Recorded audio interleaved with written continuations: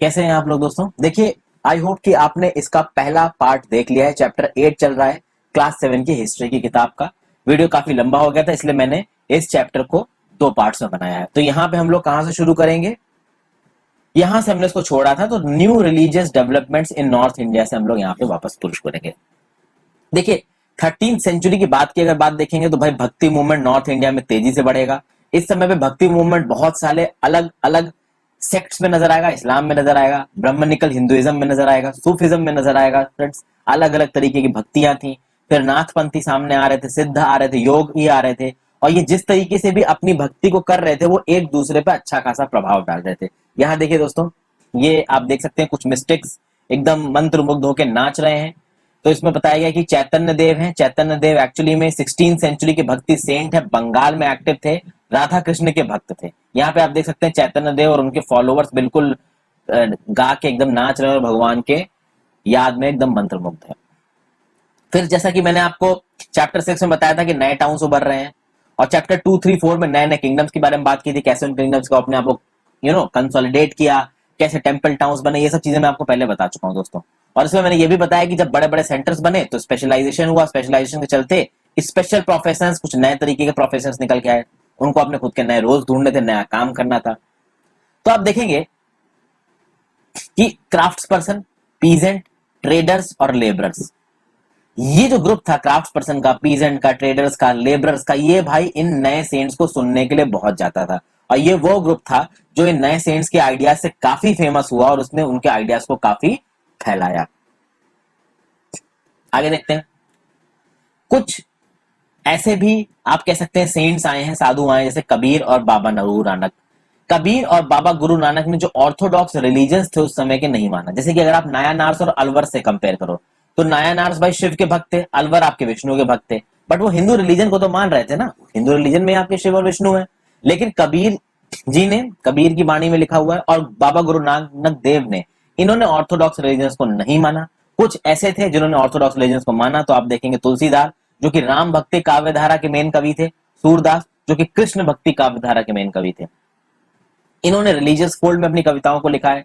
तुलसीदास जी राम के भक्त थे, तो आपका तुलसीदास जी का कंपोजिशन जो दिखेगा भैया रामचरितमानस, और केवल रामचरितमानस नहीं फ्रेंड्स, इन्होंने बहुत सी किताबें लिखी हैं, कवितावली, गीतावली, विनय पत्रिका, बहुत कंपोजिशंस हैं तुलसीदास जी के। बट रामचरितमानस इनका सबसे फेमस कंपोजिशन, जिसको इन्होंने अवधी भाषा में लिखा है। तो ये फैक्टर आपको पता होना चाहिए, Ramcharitmanas has been written in Awadhi language. अपने नोट्स में इनकॉर्पोरेट कर लीजिए अगर आप नोट्स बना रहे हैं तो। ये अवधी लैंग्वेज ईस्टर्न उत्तर प्रदेश में बोली जाती थी। आप इस मैप में देख सकते हैं कौन कौन से मेजर भक्ति सेंट्स थे उस समय के और कौन कौन से इलाके से जुड़े थे। तो आप देख सकते हैं गुरु नानक देव, दोस्तों ये पाकिस्तान वाले इलाके में है।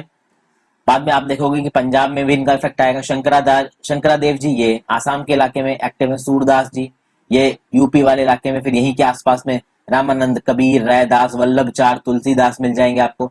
चैतन्य देव आप देख सकते हैं बंगाल में है। रामदास जी और पुरंदर दास जी ये आपका आंध्र प्रदेश में। बसवना कर्नाटका में आपको नजर आ रहे हैं।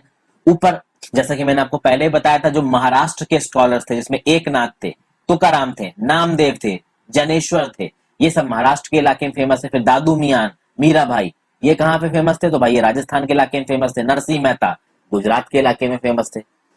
फिर मनिका वसागर एक बहुत इंपॉर्टेंट नायानार। रामानुज नमवलार ये तमिलनाडु में फेमस थे। तो यहाँ पे एक्चुअली में ये एक्टिव थे इन रीजन्स में, फेमस तो थे ही। फिर यहाँ पे देखिए शंकरादेव जी के बारे में कुछ चीजें बताया गया है। शंकरादेव जी के डिवोशन का एसेंस देखने को मिलता है एक शरण नाम धर्म में, जिसका मतलब होता है supreme surrender to the one. तो जो शंकरादेव जी की टीचिंग्स हैं वो भगवत गीता पे और भगवत पुराण पे बेस्ड है।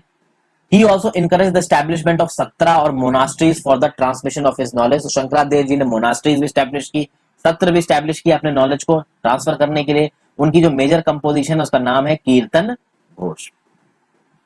ओके,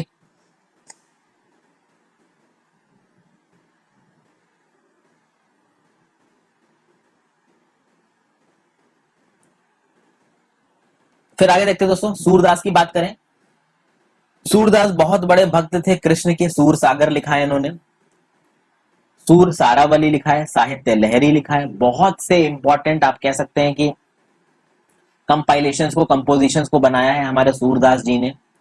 उसके आगे बात किया जाए कि इनके कंटेम्परेरी थे आसाम में शंकरादेव।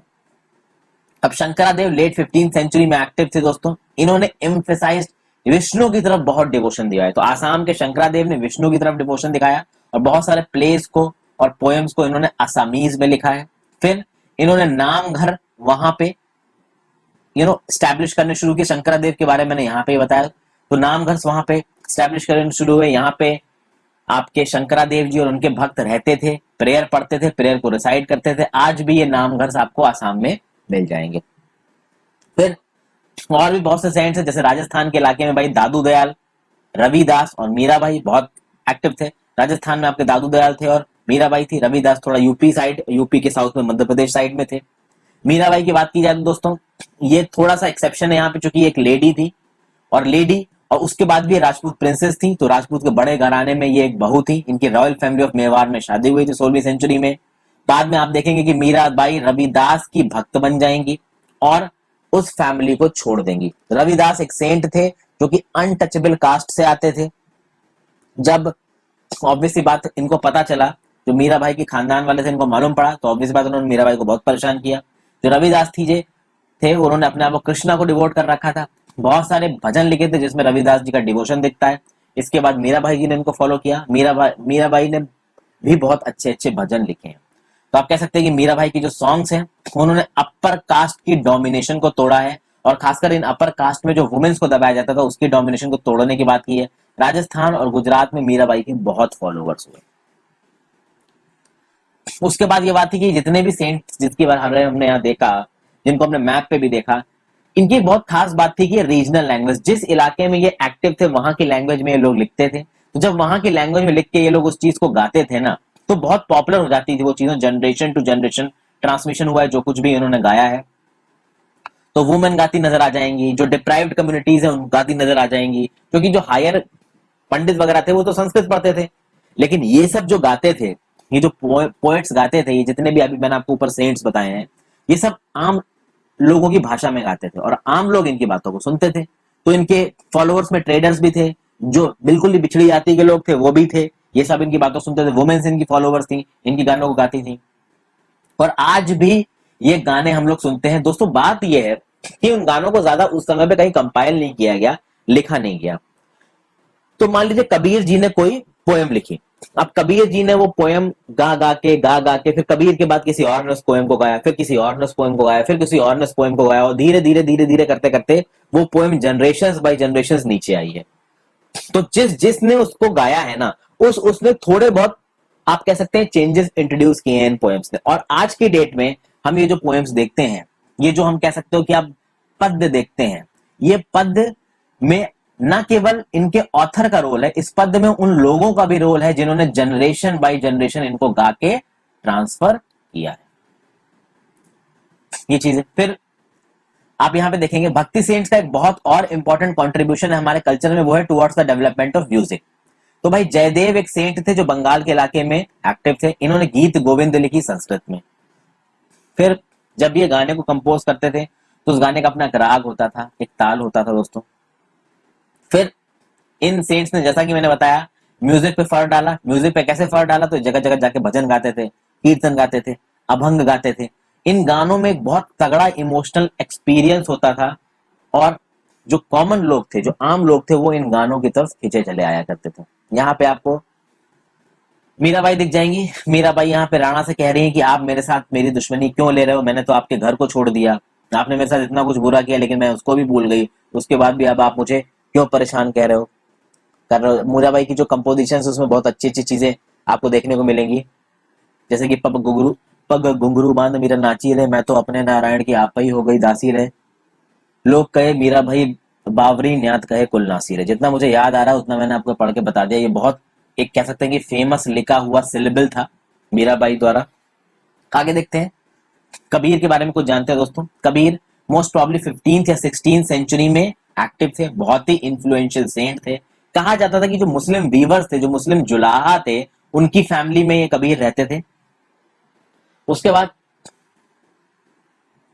बनारस के आसपास, जो प्रेजेंट डे वाराणसी है, उसके आसपास ये कहीं पे सेटल्ड थे। इनके बारे में बहुत कम रिलायबल इंफॉर्मेशन अवेलेबल है, बट हाँ इन्होंने जो वास्ट कलेक्शन ऑफ वर्सेस लिखे, जो सखियां लिखी, जो पद लिखे हैं, वो भाई अलग अलग घूमते घामते भजन सिंगर्स ने गाए हैं, और इन पदों को बहुत जगहों पे कंपाइल करके रखा गया है। इन पदों को गुरु ग्रंथ साहिब में भी, सिलेक्टेड पदों को गुरु ग्रंथ साहिब में कंपाइल किया गया, पंचवाणी और बीजक में कंपाइल किया गया। तो बीजक इज अ कंपाइलेशन ऑफ, आप कह सकते हैं, poems, syllables written by Kabir. यहां कबीर आपको हिंदुओं से, मुस्लिमों से ये सवाल करते हुए नजर आएंगे कि आपके धर्म की ये अवधारणाएं क्यों हैं, जबकि वो लॉजिक के अपोज में जाती हैं। अब आप इन चीजों को पढ़ सकते हो दोस्तों, कुछ खास यहाँ पे है नहीं। तो बेसिकली कबीर के बारे में आप देखोगे ना दोस्तों, कबीर बहुत लॉजिकल तरीके से चीजों को देखते थे। वो कभी भी ब्लाइंडली किसी चीज को फॉलो करने वाली कबीर की पर्सनालिटी थी नहीं। ओके, जैसे कि Kabir's teaching was based on a complete, indeed vehement rejection of major religious traditions। शुरू में ऐसा नहीं है कि सीधे सीधे कबीर ने रिलीजियस ट्रेडिशंस को नकार दिया। शुरू में कबीर ने इन रिलीजियस ट्रेडिशंस को ठीक से पढ़ के समझने की कोशिश की। जब उनको समझ में नहीं आया तो ऑब्वियसली बात है, उन्होंने उनको रिजेक्ट कर दिया।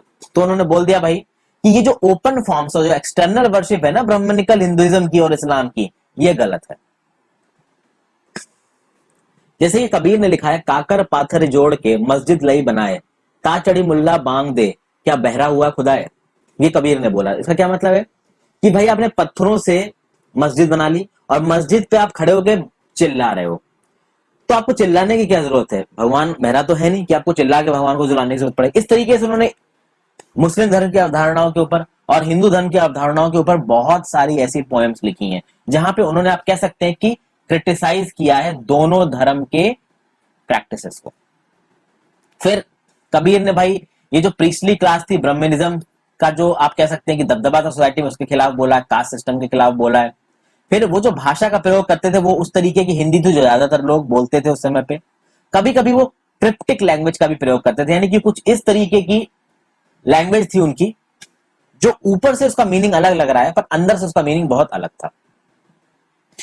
कबीर ने भी भाई फॉर्मलेस सुप्रीम गॉड को माना और उन्होंने बोला कि भाई भक्ति के पाथ से और अपने जो ऊपर वाले इस फॉर्मलेस रियलिटी है उनके प्रति डिवोशन दिखा के हम लोग मोक्ष पा सकते हैं, साल्वेशन पा सकते हैं। कबीर के जो फॉलोवर्स थे भाई हिंदूज भी थे और मुस्लिम्स भी थे। बहुत सारे लोग बोलते हैं कि कबीर ओरिजिनली एक मुस्लिम थे, इस बात पे थोड़ा सा डिस्प्यूट है।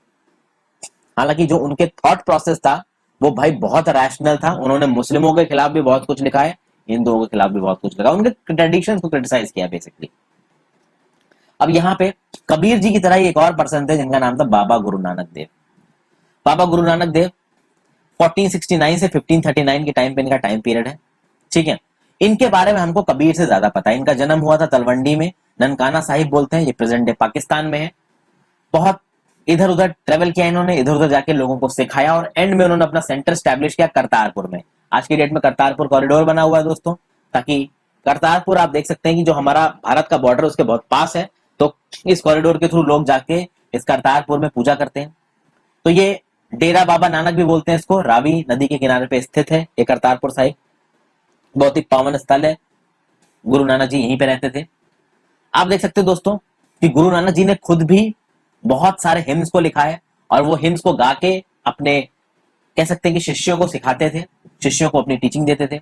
इनके शिष्यों में हर क्रीड के लोग थे, हर कास्ट के लोग थे, हर जेंडर के लोग थे। एक कॉमन किचन में सब लोग खाना खाते थे जिसको बोला जाता था लंगर। जो सैक्रेड स्पेस था जहां पे बाबा गुरु नानक देव और उनके ये जो शिष्य रहते थे उसको बोला गया धर्मस्थल, और आज की डेट में इसको बोला जाता है गुरुद्वारा। आप यहाँ पे देख सकते हैं बाबा गुरु नानक देव, यंग बाबा गुरु नानक देव यहाँ बैठे हैं और बहुत सारे लर्न लोग इनसे बातचीत कर रहे हैं। फिर जब डेथ हुई बाबा गुरु नानक देव की 1539 में, तो उसके बाद बाबा गुरु नानक देव जी ने अपने ही एक फॉलोअर को अपना सक्सेसर अपॉइंट किया जिनका नाम था लहना, बट उन्होंने अपना नाम रखा गुरु अंगद। ओके, गुरु अंगद ने भी बाबा गुरु नानक के कंपाइलेशंस को और कंपाइल किया, ठीक है, और बहुत आप कह सकते हैं कि उन्होंने हिम्स बनाए, और जो जिस लैंग्वेज में इस हिम्स को बनाया गया उस लैंग्वेज का नाम था गुरुमुखी। फिर गुरु अंगद जी के पास 3 और सक्सेसर्स आएंगे, ठीक है, और उन 3 सक्सेसर्स जो भी लिखेंगे उसको कंपाइल कौन करेगा, उनके कंपोजिशन को कंपाइल करेंगे गुरु अर्जन देव 1604 में। ये गुरु अर्जन देव वही थे जिसको जहांगीर ने मरवा दिया था, जिनको गुरु अर्जन देव की जहांगीर के साथ लड़ाई हो गई तो जहांगीर ने इनको एग्जीक्यूट करवा दिया था। फिर आप देखेंगे गुरु अर्जन देव ने जो कंपाइलेशन बनवाया था पहले के गुरुओं का, जिसमें पहले के गुरुओं की वाणी लिखी हुई थी, उनके द्वारा लिखे हुए सिलेबल्स पोएम्स लिखी हुई थी, उसमें कुछ और फिगर्स के कंपाइलेशंस को जोड़ा गया। तो शेख फरीद के कंपाइलेशंस को जोड़ा गया, संत कबीर के कंपाइलेशंस को, भगत नामदेव के, गुरु तेग बहादुर जी के कंपाइलेशंस को जोड़ा गया।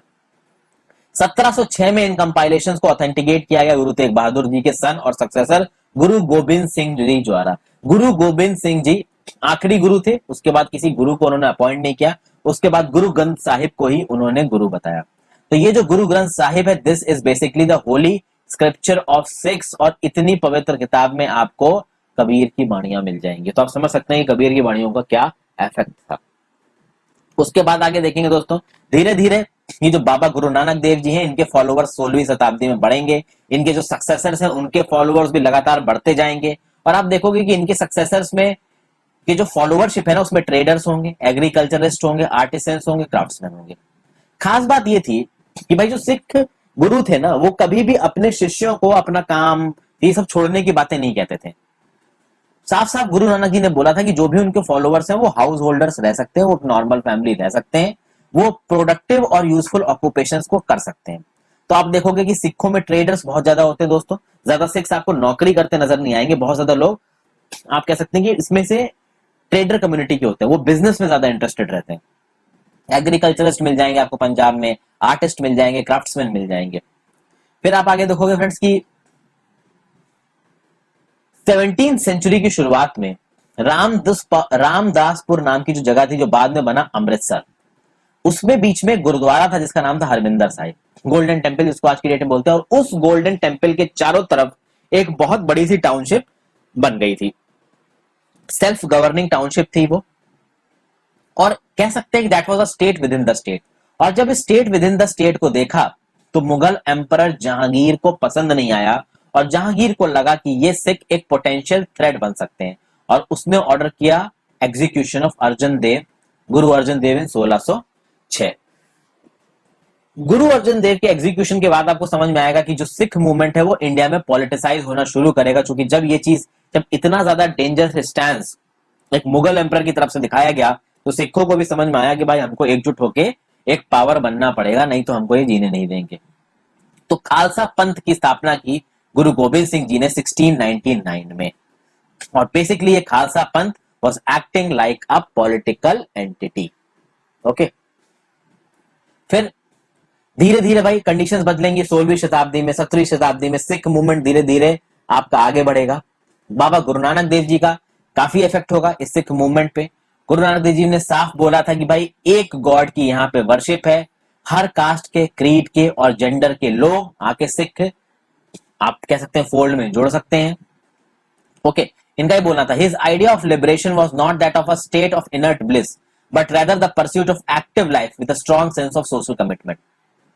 मतलब कि आपको स्टेट ऑफ इनर्ट ब्लिस में नहीं रहना, जैसे कि बाकी नहीं, ये जो आप कह सकते हैं कि संत कवि घूम रहे थे, जो संत कवि डांस कर रहे थे, सिंग कर रहे थे, वो दुनिया को भूल के बस भगवान में खोए हुए थे, नाच रहे थे, गा रहे थे।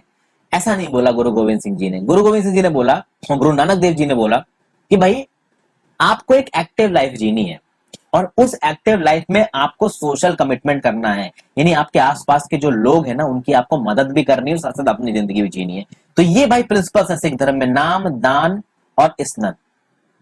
मतलब आप राइट वर्शिप करेंगे, सही से पूजा करेंगे, दूसरे के वेलफेयर का ध्यान रखेंगे, और अपने कंडक्ट में आप प्योरिटी रखेंगे, कोई गलत काम नहीं करेंगे। तो ये जो टीचिंग्स थी गुरु नानक जी की, इसको बोला था नाम जपना, कीरत करना और वंद चखना।